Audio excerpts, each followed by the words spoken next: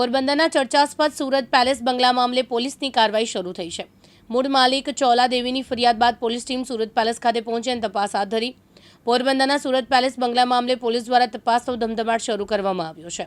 ચોલા દેવી દ્વારા લેન્ડ ગ્રેબિંગની ફરિયાદ કરવામાં આવ્યા બાદ પોલીસ ટીમ સુરત પેલેસ ખાતે પહોંચી, જ્યાં પંચોની અને ચોલા દેવીની હાજરીમાં પંચનામાની કાર્યવાહી હાથ ધરવામાં આવી। આ મામલે સુરત પેલેસ ખાતે ગેરકાયદેસર કબજો જમાવવાના આક્ષેપોનો સામનો કરી રહેલી હિરલબા જાડેજા સામે પણ તપાસ ચાલી રહી છે। પોલીસે આજે જૂનાગઢ જેલમાંથી હિરલબા જાડેજાનો કબજો મેળવી વધુ પૂછપરછ અને તપાસ શરૂ હાથ ધરશે।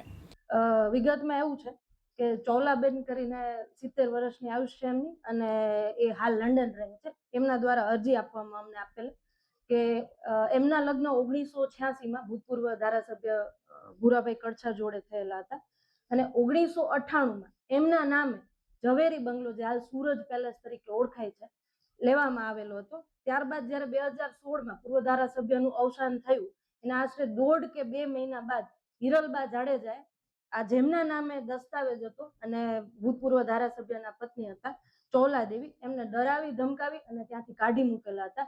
2016થી એટલે આજથી 10 વર્ષથી હિરલબા જાડેજાનો આ બાબતે ત્યાં જ સૂરજ પેલેસમાં જ કબજો હતો।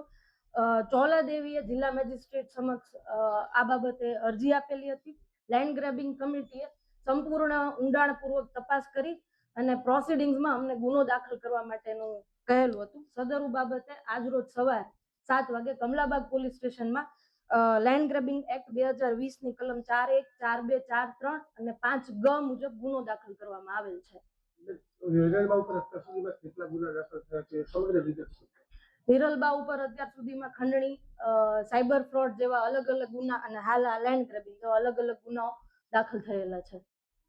આજે સુરત પેલેસ છે એ કેવડો વિસ્તાર છે અને બીજા અલગ અલગ પ્લોટો પણ છે, એના પર કબજો કરવામાં આવ્યો છે। બજાર કિંમત હાલમાં ગણો તો 1.5 કરોડ જેટલી થાય છે। એ પૂરો સિટી સર્વે નંબર 6132/1 છે। એમાં ચોલા દેવીના નામે 7 પ્લોટ અને ચોલા દેવી અને એમના સન ભરત એમના નામે બેયના કમ્બાઈન નામે 7 પ્લોટ, એટલે ટોટલ 13 થી 14 પ્લોટ જેટલું બંનેના નામે છે, જેના ઉપર હાલ સૂરજ પેલેસ બનેલો છે અને એનો કબજો હિરલબાનો છે।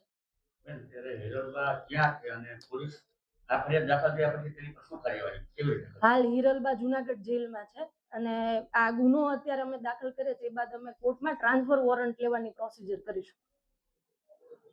અશ્વિન ઠકરાર, દિવ્યાંગ ન્યૂઝ, પોરબંદર।